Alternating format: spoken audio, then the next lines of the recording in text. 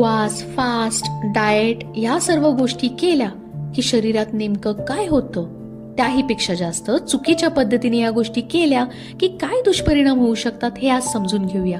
पण त्याआधी माझ्या चॅनलला सबस्क्राईब करा आणि लाईक करा.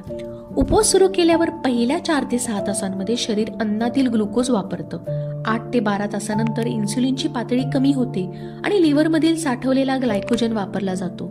12 ते 16 तासानंतर शरीर ऊर्जा मिळवण्यासाठी चरबी जाळायला सुरुवात करतं.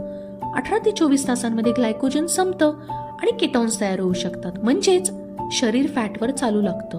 24 ते 36 तासानंतर पेशींची दुरुस्ती प्रक्रिया म्हणजे ऑटोफॅजी सुरू होऊ शकते. 36 ते 48 तासांमध्ये शरीर पूर्णपणे फॅट मेटाबॉलिझमवर जातं. खुश होऊ नका, म्हणजे तुम्ही काही बारीक लगेच होणार नाही किंवा चरबी जाळण्याची प्रक्रियाही लगेच सुरू होऊ शकत नाही, पण मेटाबॉलिझम मंदावू शकतो आणि याच वेळी कॉर्टिसॉल वाढण्याची शक्यता वाढते.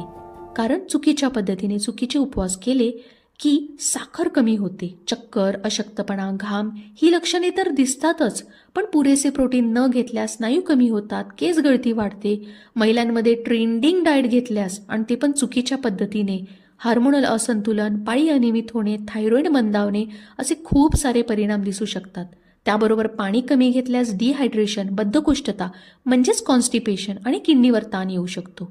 म्हणूनच लक्षात ठेवा, उपवास हा प्रत्येकासाठी सारखा नसतो. उपवास हा चुकीचाही नसतो. प्रत्येक व्यक्तीचं शरीर, आजार, मेटाबॉलिझम वेगळं असतं.